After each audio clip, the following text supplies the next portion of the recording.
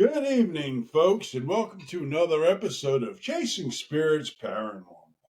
I'm your host, Henry, along with Jeff and Paige and Hugo. Hugo returns. Hello. Hurricane Hugo. Tonight, we have a really cool cocktail. Paige, tell us all about this. Well, it's kind of a summery cocktail, even though we're in the middle of winter. I'm calling it the strawberry shortcake. Lack of a better word. It's vanilla vodka Mm-hmm. with a strawberry margarita mix that Henry brought over one night because he brought it over. And so I'm like, well, it's down here. We might as well use it. And I top it off with some whipped cream, and it's really pretty summery and good. It's refreshing. It's a summer drink, and here I am in the middle of winter drinking it, but that's okay. Who says we have to wait till summer to have a strawberry shortcake cocktail? This is true. The man. Well, me, because I'm the one who makes them. Oh, yeah. Well. Other than that, though, tonight What are we talking about? we're talking about ley lines. Jeff, why don't you tell us what you know? Okay, just to start off with an idea of what they are. Ley lines are straight alignments drawn between various historic structures, prehistoric sites, and prominent landmarks. The idea was developed in the early 20th century Europe, with ley line believers arguing that these alignments were recognized by ancient societies that deliberately erected structures along them, such as, I think, a famous one is like a lot of pyramids are on these ley lines, starting from, Egypt to even down in the Mayans, Mayan Aztec. Central America. Yeah, that. Since the 1960s, members of the Earth Mysteries movement and other esoteric traditions have commonly believed that such ley lines demarcate Earth energies and serve as guides for alien spacecraft. Archaeologists and scientists regard ley lines as an example of pseudo-archaeology or pseudoscience.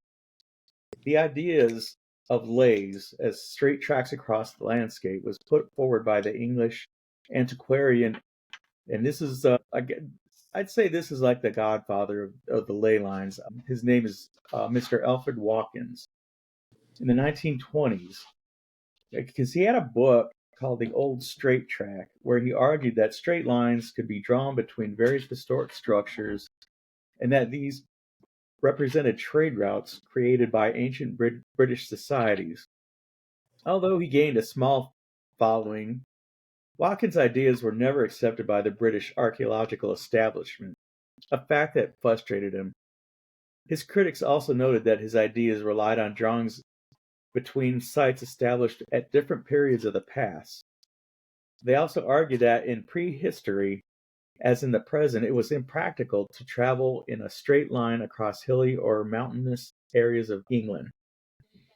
Running his leys unlikely as trade routes, independently of Watkins' ideas, a similar notion that a German term called Heilig Linen, and that's holy lines in German.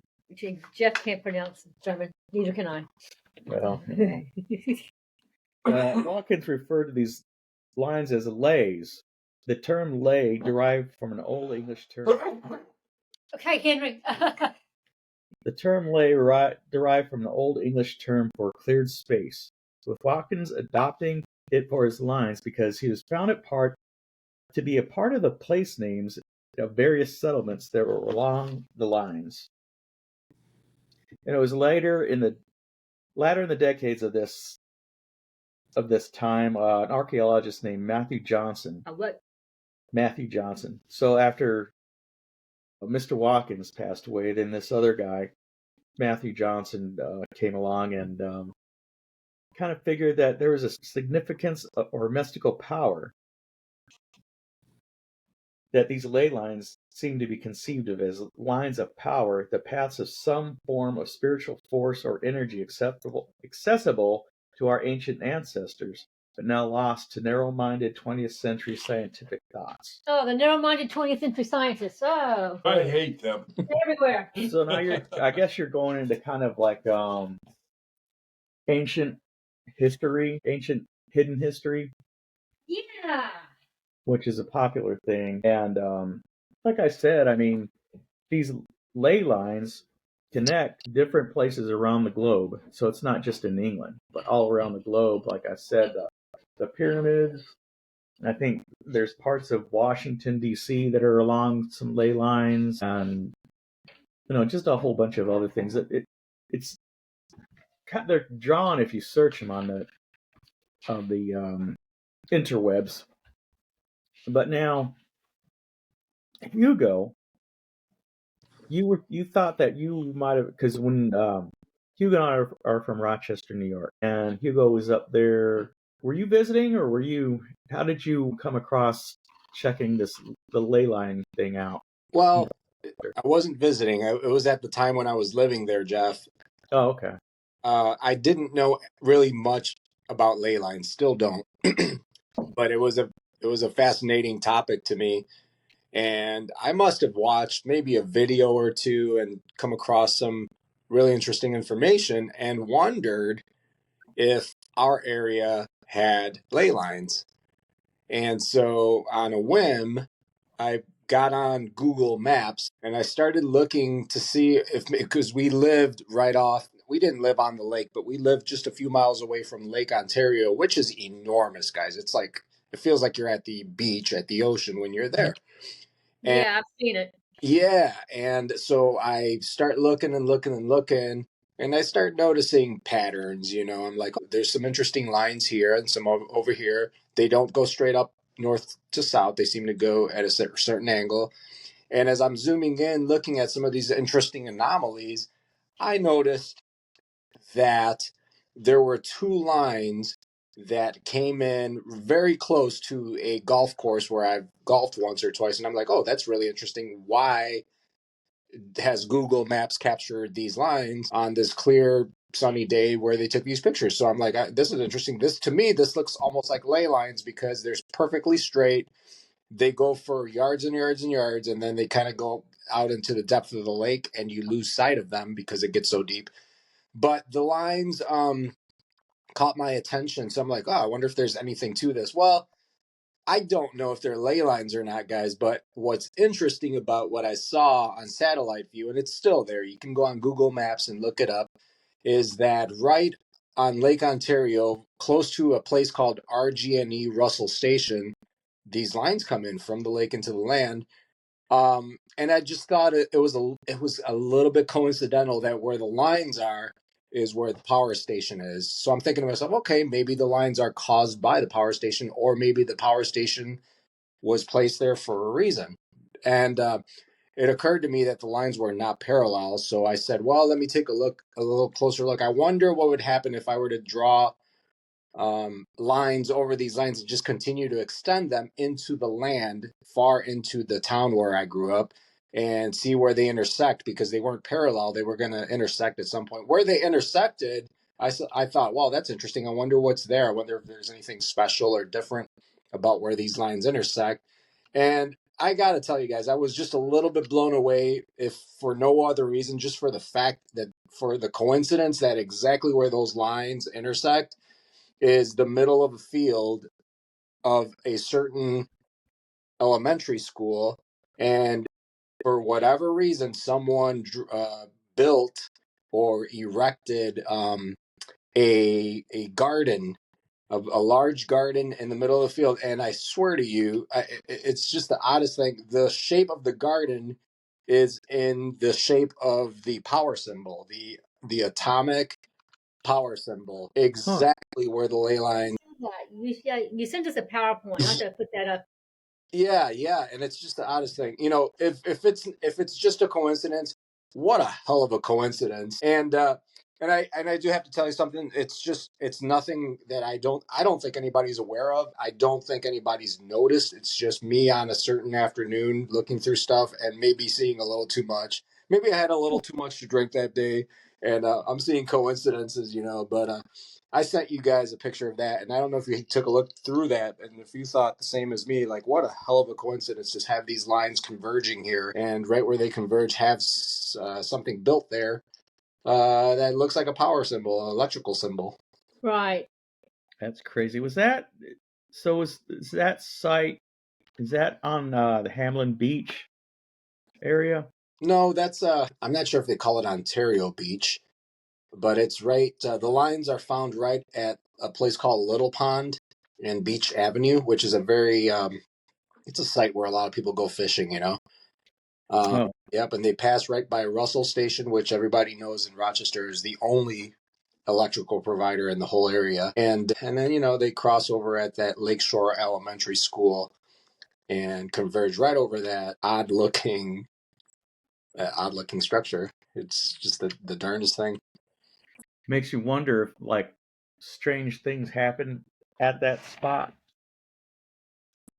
or if like if you had somebody that had like I don't know, maybe saw like a UFO or something, because that's what a lot of these ley lines do. Is that's one of the theories, is that UFOs travel along these ley lines for I guess Guidance. for guidance.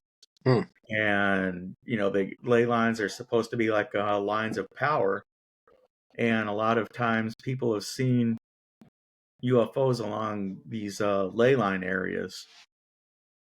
That's interesting. I will say this, Jeff. You may be onto something. If you go on aerial view, let's say it's you and you're flying over the area, it looks like a marker.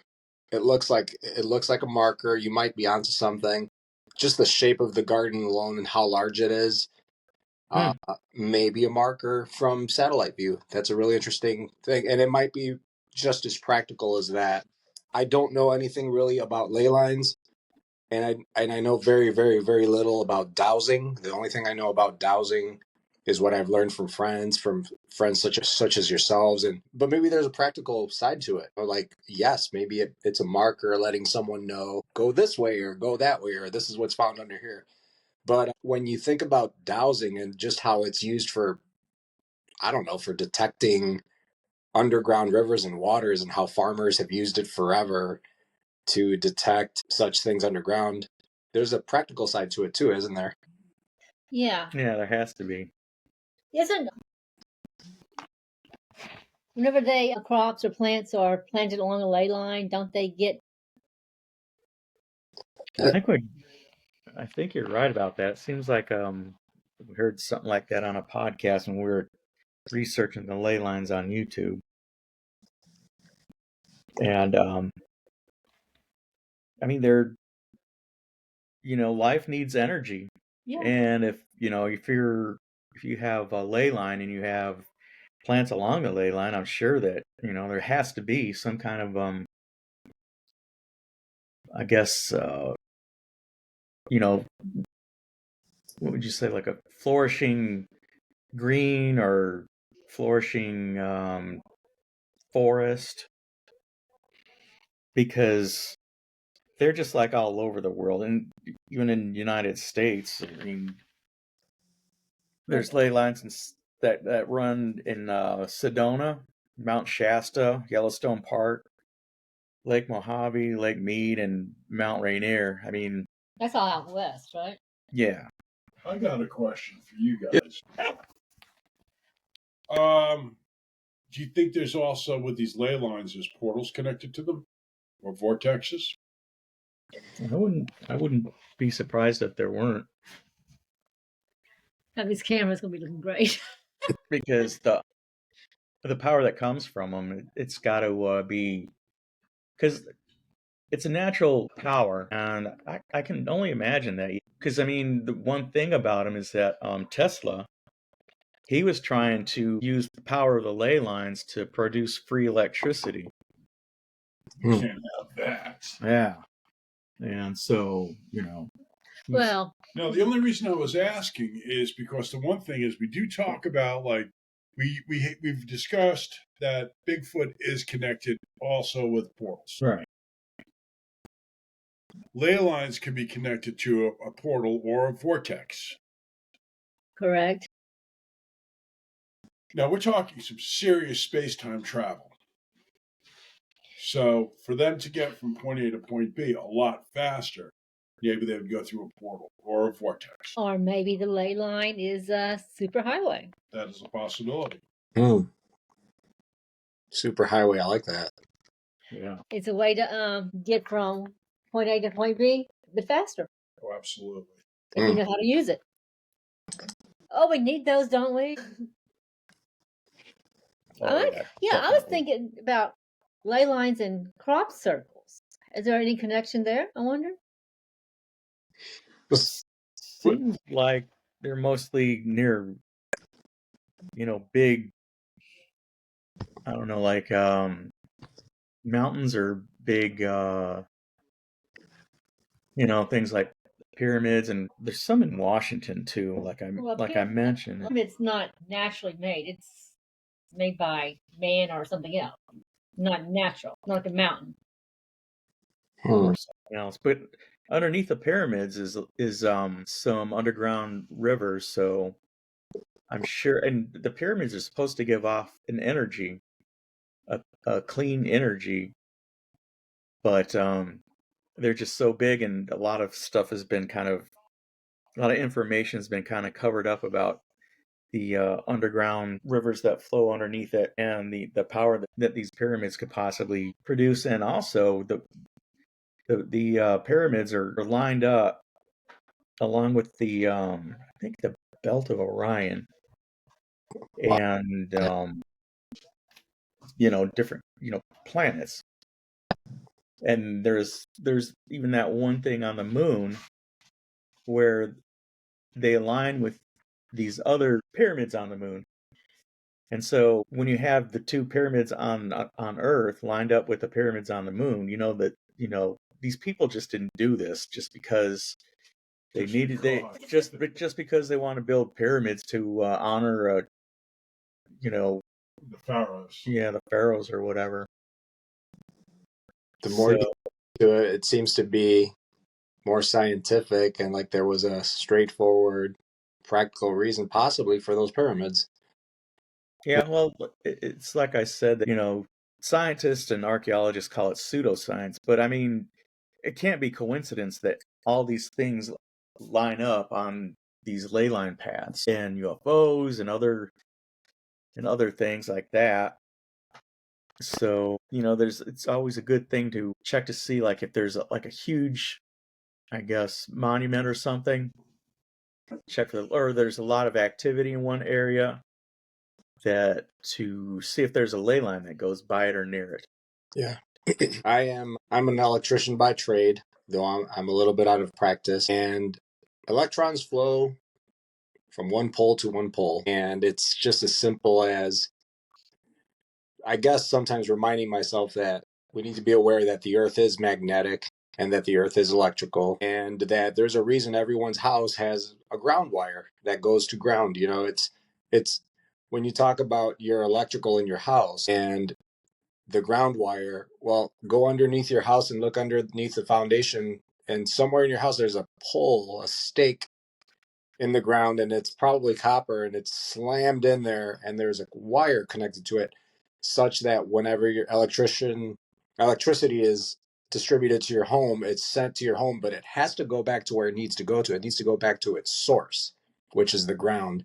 And so there's always a path for those electrons to go through whatever they need to charge and to get excited about and create the heat on and create the light and everything, but they need to go back somewhere. They need to go from a certain point to a certain point. And it's that movement that creates the power that we harness for electrical purposes. And I know that, for example, Henry, he dowses and he can detect certain things dowsing. Well, dowsing is for detecting moving water also. And you said underground rivers, and there is an underground river under the pyramid from certain things, reports I've heard. And if there isn't, I'd be surprised if there isn't. But as water moves over quartz or rocks, it creates a magnetic electrical charge. I remember being a child and being in elementary school and learning a little bit about electricity, and you grab a balloon and you take that balloon, you rub it on your hair, and it just makes your hair go poof. And it's static. Yeah, static. And so for the first time, a child it takes a piece of rubber and rubs it on their hair, and their hair does something it's not supposed to do. It goes up and it defies gravity, because there's another force and another elemental law that's happening that you don't see until you do something like that. And then you see, well, by looking at my hair, something really strange is happening here and it's defying gravity. So, when you know that people have been using dowsing forever to detect moving water, when you realize that water has little tiny traces of elements in it, and that when you rub one thing over another, it can create some kind of magnetic electrical charge. And then, you realize, okay, well, maybe that translates to water. And the water underground is flowing over quartz, and that's probably creating some kind of a magnetic electrical charge. Then, someone who went to school for a couple years for electrical, someone like myself, you don't really have to try to convince me why there's some old timer out there going on your 10-acre property and he's able to find the water and install a well 150 feet deep because it works. People are skeptical about it, but electricity is all over, and metal is conductive. And, one day someone's going to realize that if you take a hanger and you cut it in half and put a 90-degree angle around, walk around by it, you might pick up on something. And I think people have known that those rods have been working. And, I think, Henry, you've walked around with dowsing rods, right? And you've picked up stuff in the atmosphere that maybe is the naked eye doesn't pick up, but the dowsing rods sure as hell do, right? Yeah, more than once. I've picked up a lot of strange things with those dowsing rods. Besides yourself? Yeah. No, like what though, Henry? Like what? Well, I think one of the first experiences I had with using the dowsing rods was at Crawford Road. They were going nuts. They were just insane. Dude, it was just like, I even got tired of holding it, so I put it down, and it was still spinning. Man, it's going spinning like a slow helicopter propeller. Wow. They were going nuts. And so then we were at the Confederate Cemetery, and they went off again. Most places I go, yes, I do pick up energy. Yeah, they definitely have to have some kind of electromagnetic energy, because what's one big question is how did they get there? And how do they know? Around to Jeff. Well, anyway, yeah. So how did they get there? I mean, that's something I don't think anyone's ever, not that I'm aware of, that delved into. I mean, we're all kind of wondering what they do and what's connected to them and what kind of power that they give off. But I don't know if I've heard any explanation of how they got there. Other than, well, I mean, you got the North Pole and South Pole. I mean, how do they get there? Other than the rotation of the Earth. Do you realize that our Earth Henry? don't have to switch over? Yes, we did. I mean, if it's just off by 1/4 of an inch, it would completely throw everything off our system. Yeah. And I mean, we know exactly the point where gravity's got to be, just to keep things into place. And yeah. Okay. Well, no. Well, with that, I think because That's I don't know if you've heard about pole shifts, but they say if there's going to be a pole shift, that the Earth is going to be really, really completely screwed up. And if the ley lines are kind of like the veins of the North and South poles, and if it throws them poles off, and it's going to probably throw those ley lines off also. That's just what I think. Good analogy. Veins. Yeah. Yeah. Now you got me thinking. This is going to be way out there, but I've got a buddy I worked with. He works in Rochester also, but he works for the same company I do, but he works for the Rochester branch. And I'm dropping some stuff off to him, some materials, and he says, "Hey, I'm really excited. We're going on vacation again." And I said, "Where are you going?" And he told me where it was. It was somewhere in South America. He goes, "We want to see this place again." I'm like, "What's so special about it?" He goes, "Well, one day we were there, and he says we like to visit basilicas and buildings that have special history and everything behind them." And one day it was me, my buddy, and my wife, and we're at this building, and we look up at the top of where the church is, and there's like a spire, and it goes all the way to the top. And he says, and I thought, wow, I love the construction of this. And I took a picture of it. And when we saw the picture on our phone, we realized there was an enormous flash that was right above the church. And it looked like a portal. And he sent me a picture of it. I actually have that picture, but it's very low grade right now because I used it on social media. And when you do that and you put it on Facebook or whatever, it loses the pixels. And it's the only picture I have right now. But he goes, I'm telling you, Hugo, when we looked in person, we saw nothing, no lights, no brightness, nothing. When I took the picture, my camera caught something. And I'm like, and that's what started me down the path of wanting to know a little bit more about ley lines and wanting to know why certain buildings were built on ley lines. And I said, geez, it's a little funny, but the top of that pointy part of the building happens to be up in the atmosphere, and it could be that it's picking up on energy, just energy, electrical forces that your eye doesn't see, but maybe somehow your camera caught. And it made me wonder if people were just a little bit more sensitive back then and picking up on these things, and it was special to them, and they knew that somewhere, maybe even a little bit higher above us, maybe somewhere a little bit higher up in the atmosphere, they started picking up on the fact that we can harness some of that energy, and they started building these buildings with these points to maybe pull some of that power down. I think it's a little bit odd. Again, I'm an electrician, and I know what a cathode is when it comes to cathodes and anodes, which are polarity based pieces of equipment that are installed on water heaters and things like that, and they're electrically based. I think it's a little odd that cathedrals have the same root as the cath as the word cathode, which is an electrical piece of equipment. So have we lost something maybe throughout history where we understood a little bit more as to how to harness the power of the earth through cathodes and anodes and cathedrals and this and that? I don't know if you guys have ever seen any videos on that, but any thoughts on that? Interesting. Well, I think because you're talking about, steeples that come to a point, just like the pyramids, Yeah. with the pyramids possibly being made over ley lines, and definitely those rivers that run underneath them that are probably really pure energy from the power of the ley lines and the pyramids. Well, think about this. This is just, I'm throwing this out there. What about the ley lines across the oceans, across continents? The tides are all affected too. And then the moon affects the tides. Yes. Yes. Oh, wow. I'm not even stoned. You're blowing my mind right now. Okay. Based on, Yeah, because okay, hang on. So Bermuda Triangle is all Paige, ley line. Paige, Yes, it is. Yeah. what was that? The Bermuda Triangle is on a ley line. Oh my gosh. I'm not even sure. Listen, Paige, you talked about super highways. You talked about going from point A to point B.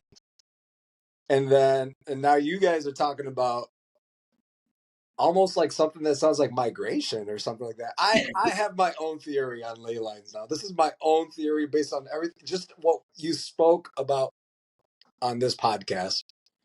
Can I share it? It's going to sound weird, but Go ahead. Short, please. We want to hear it, don't we, Jeffrey? All right. Yeah, buddy.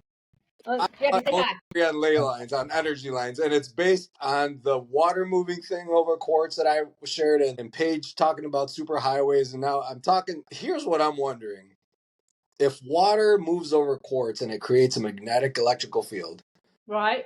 and in nature there are animals that move back and forth seasonally. Birds, And yes. I never heard anybody talk about this, but you guys made me think about this. And they do that because for whatever, guys, physical needs. They need water. They need to find water. They need to find food. They just need to hook up. Animals need to move seasonally because they want to make more animals. So in the same way that water moves, and that movement creates an electrical charge, like a balloon on some kid's head moving an electrical charge, the water itself, contains particles and it moves. All right, so animals for millennia have traveled from point A to point B like Paige talked about, seasonally. So like they're looking for food, water, and they want to mate. They're traveling. So no matter how much it's rained, no matter how much the environment have shifted, there's something about Earth that at least animals understand. There's something about the North and South Pole or whatever where they know where they're going, even though they don't have a map or a GPS. So I wonder if no matter how much it rains, no matter how much time passes, if animals for millennia have walked back and forth so much from point A to point B that they've kicked up rocks and kicked up sand in their walks. You know, I'm talking animals that travel in packs, where they've literally done this for millions of years, or at least tens of thousands of years, where they've been moving in the same direction like a balloon. And those animals have electrically charged a path on the earth. And we're just picking up on the fact that there is a wisdom out there that animals know about where the best path is to go from point A to point B. And we're picking up on it, and maybe we're putting our own personality on it, right? And we're like, wow, this must be something special. But I think in the same way water can charge magnetically, if that same effect might not be happening just through natural animal migration. Yeah, it's definitely something to consider because, I mean, exactly how do these animals know where and how to migrate, you know, without using Waze Google Maps. or Google Maps. And how many layers of that? Go from north to south. Yeah. A butterfly, the monarchs come from Canada and go all the way to Mexico and into the Yucatan. Yucatan. Thank you. How do they do it? How do they do it? But animals that have four legs are also doing it, and they're moving dirt. They're probably electrically charging the land, and there's layers and layers and layers and layers and layers of substrate of dirt, of historical dirt where they've done that, and they continue to go back and forth on those paths, especially in places like Africa where they're still relatively untouched. So they're making an imprint on the land, basically. Yeah. Or even in the ocean, because I mean, you have whales that migrate up and down the coast of the West Coast and the East Coast. Mm-hmm. And so it's like, okay, how do they know when and where to go? Right. And we all know that whales and dolphins, they're very sensitive to electric impulses. Well, nothing sits still. Yeah. Every creature is in perpetual motion. Well, Henry, sometimes I wonder about you, but kind of. I'm pacing myself. Well, that's what you call it. Yeah, something nice. We call it laziness, but it's okay.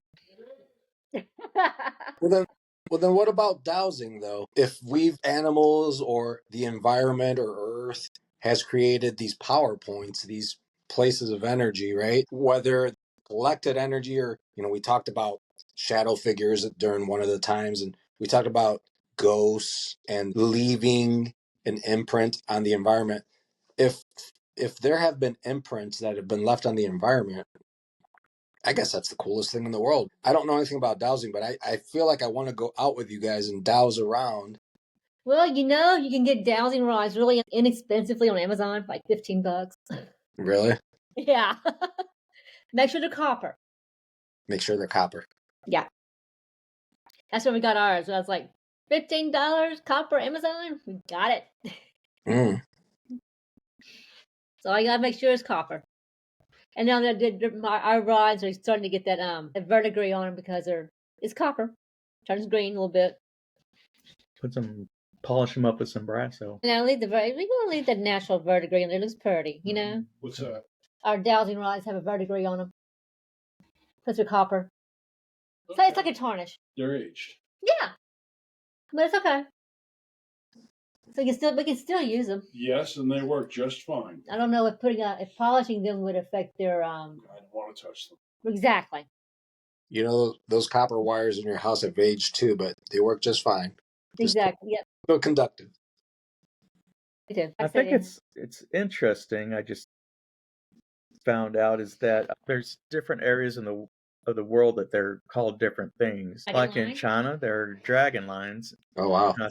In Australia, they're dream lines or song lines. And South America has spirit lines or the Nazca lines in Peru. And the Celts call them fairy lines. Yeah, so I mean, it's not like they're not known. And it's just a strange thing that the archaeologists and scientists that, throw shade on the whole theory. About feng shui. They don't know. Yeah. Because it probably It goes against their narrative. Here we go, the narrative again. We don't talk to people. We do have a tinfoil hat someplace. Mhm. Oh, you wait till I bring on the next guest. Oh yes, Henry has a guest coming for us sometime soon. His name is Justin. And apparently he has a tinfoil hat. Oh my God. Wow. Brilliant guy in marketing and advertising. He believes in everything. And I was actually talking with his partners, and they're like, "Oh yeah, Justin is tinfoil hat," and that's how I refer to him. So we're going to keep him. So next Thursday, we'll introduce you to Justin. All right. Yeah, that sounds fun. May have him here, may have him online. It just depends. Might just have him online. Might be easier. Yeah. But he is just, but no, I'm sorry. It's just, now I'm really into Ley Lines. Ley Lines. It's a thing. Yeah. No, I was in the bathroom and I was in one of my favorite places. We didn't hear you this time, at least. I know. I'm being conscious. And I put the toilet seat down.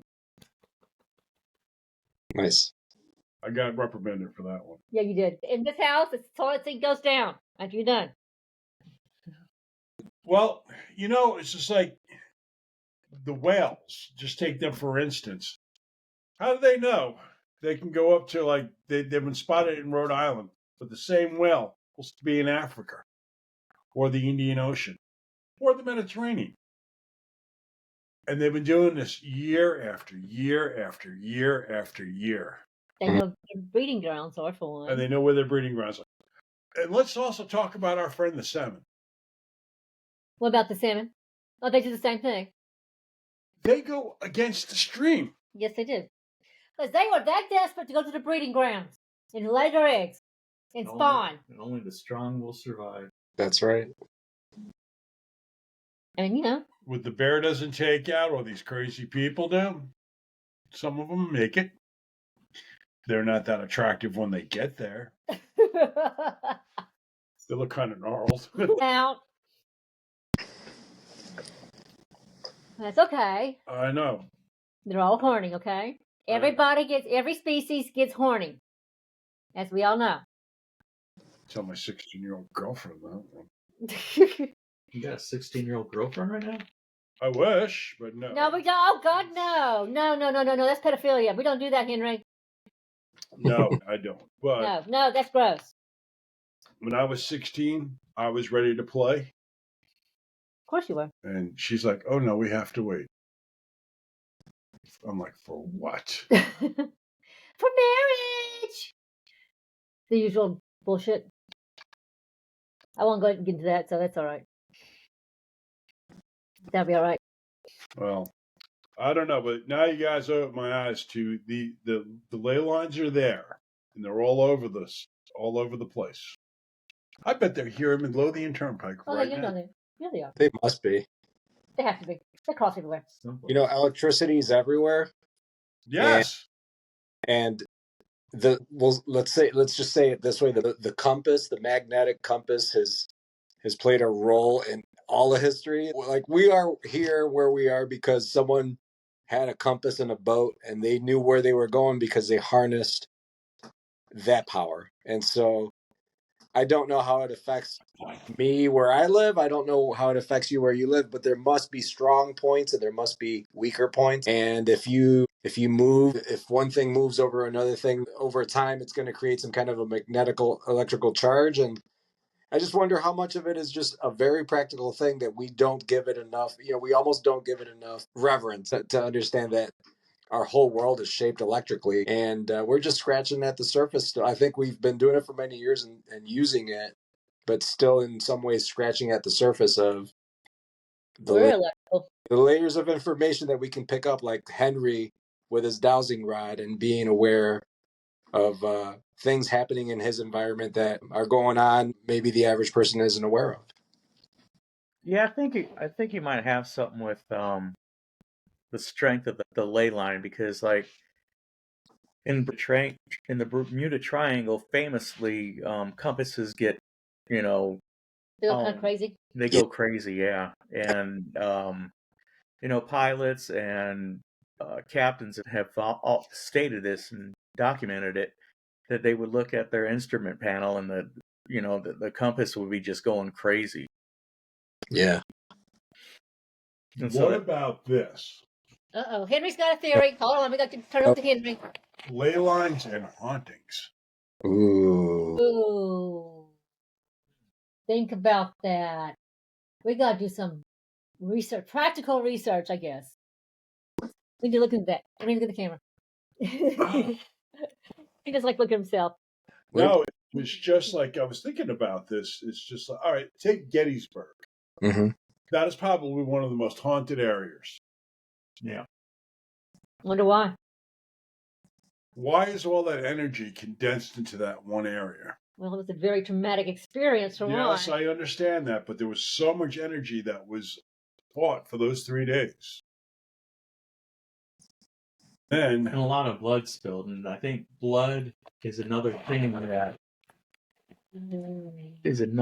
that is some kind of like its own portal in some way. Blood magic. Blood is full of iron. Iron is electrical, conduces electricity. But we are an electrical vessel here. Yeah. Oh my God. We have electricity run through us all the time. So much so that I think people started attributing deity names to electricity. When you talk about Elohim, El, electrical, Elohim, Mm-hmm. El Shaddai, El this, El that. It's some say that prefix of El speaks of the electrical properties of things that we deify. Interesting. Mm-hmm. That, and another kind of crazy thing is that people that just they'll meditate, and they meditate on the word Om, and of course Om is used in electricity. You're right about that. Whoa. Oh God. Mind blown. Mind blown. Okay. I'm no, geez. I can't. Hold on. I got to process this now. Well, I got to process a lot. Whose idea was it to do ley lines? It just came up. Because she was talking about the ley lines in Rochester, and I thought that would be a good thing to kind of check out. Okay, I must admit, when I first was reading about this, I was like, this is really boring. But no, it's not. You can go down a rabbit hole now with these things. Oh my God, I was in the bathroom and I was thinking about it. Now you're going to go to sleep thinking about them. Poor Henry. We sent Henry down another rabbit hole. Now he's going to be on a rabbit hole for a while. Got my head like shit. Now he's gonna have some gummies, and it's all gonna come to him. He's gonna be able to explain it all. Now, let's not make fun of my weed. I'm doing that tonight, but that's okay. What, weed? Yeah, I got some edibles. They are the best. We have some edibles in the refrigerator, but I can't because I have to go get my grandson tomorrow. I don't want to space out. I don't want to be too bad tomorrow to go get him. But I mean, yeah, that's kind of a I don't want to say a coincidence that the Om way to meditate, and I guess it when you do that, and they say that when you do that, you get in touch with the universe. Ayahuasca. That. And Peyote. so that'd be something also that'd be kind of interesting to find out more about. But it's just strange that ohm is a what is it a resistance? It's a way to measure resistance in an electrical circuit. In a way, you could almost draw you can almost say, hey, I wonder if I'm going to go meditate, what am I resisting in my life, that I need to lay down? So you can almost take a little spiritual down that path, right? But it's a unit of resistance. Yeah. Okay, Henry, what? You know what? They always talk about centering yourself. And whenever I would do yoga, the instructor would always say namaste. And then I would ask him what that meant. And I said, your light into my light. Namaste. Namaste. Yep. Wait a minute, you did yoga? Yeah, I did yoga. Whoa. You know what down dog is? Yeah. Oh, that's one of my favorite positions. It's easy to get into. It feels good sometimes. Like, oh, yeah. You probably like corpse pose the best, huh? Well, dogwood down makes me fart. Dogwood down, down dog. I say Henry would probably like corpse position. That's his probably his favorite one. Lay your back and just you play dead. Here's a question for you, completely unrelated to farts. Henry, you were talking about the moon earlier, and we were talking about animals and these magical things that, migration, and how do they know? You got me thinking now, what about stars and the moon and the way that those heavenly bodies affect us? Does anybody know if the way the position of the moon and the stars, talking about astrology, but how does it affect us as it relates to ghosts and the paranormal? Because I would imagine that just like electricity affects all of us, I would think that if you're stargazing and all of these photons are coming from millions and millions and millions of light years away, but somehow reaching you, and your body's absorbing that, just like your body's absorbing vitamin D, and it has an effect on you, right? You're out in the sun, you're absorbing the light of that star, and it makes you better and healthier. What happens if you're absorbing the star of lights, or if you're aware of the alignment of certain constellations or the moon? I would know about that. Not a full moon. Full moons affect all kinds of shit. You know when they call people lunatics, that comes from luna, which is lunar, right? Yeah, because the full moon is when, believe me, I know when a full moon's about. You can usually tell the ERs when a full moon's around, because here come the psych patients. That's not just is that real? Is that real? It's real. Yeah. It's real. Yeah, and our analyzers act up, and it's like fucking full moon. Come on. It's real. I've done this for how many years now? I see it every month. My brother said the same thing when he was a cop too. That during full moons, I mean, that's just things go crazy. It's crazy. Yep. They say it's all anecdotal. There's no evidence. I said that's bullshit, because those damn scientists aren't working in it. They don't know. So and if you have a black cat named Luna. Luna. We have a black cat named Luna, right? Yeah. That's Henry. He's a black cat named Luna. All right, guys, now I feel this big, because I feel like no matter how much power we think we have over our lives, really we're just blown around by every wind. Dust in the wind. Every heavenly body, everything's affecting us. What the hell do I really have any kind of power over if I'm being swayed around like that by every force of energy in the universe? No, I mean, you could actually harness your own energy, and you could bring it to where you're going to do it either for good or bad. And that's where the free will comes in. Mm-hmm. There's a lot of factors that go into that. I mean, hell yeah, I'd love to run naked through the streets, but I can't. And we don't want to see it. They'll probably have to come and cart you away. They have. Naked down the street? Huh? When you're running naked down the street? Yeah. They get the straight jackets after you. That's the next podcast. Henry, special episode, running naked down the street. Oh, boy. running down the street going, home, home, home. I had my tinfoil hat on. He wasn't completely naked. I'm not an animal. Well, anyway, guys, it's time to say, stay strange. Oh, I'm doing that. We know that. Okay, be weird, people. Stay free. And stay strange as usual. Adios. Adios. Stay hang out, Mr. Hugo. I'm going to stop this recording.